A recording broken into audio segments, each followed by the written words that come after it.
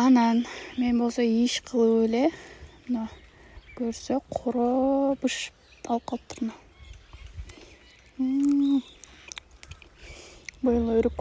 Вообще азыр ишимди туруп алып дагы жейткем да. Үйдү жыйнаш керек. Коронун килограммы 900 сом экен го. Бизге бирок чоңой эле экен. Аларды алып калыптыр карага.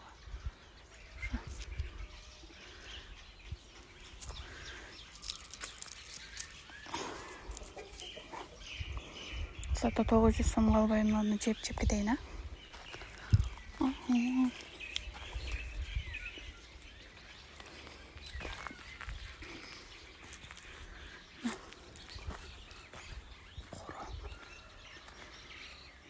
Келгениме сонун болуп чоңоюп калат экен да.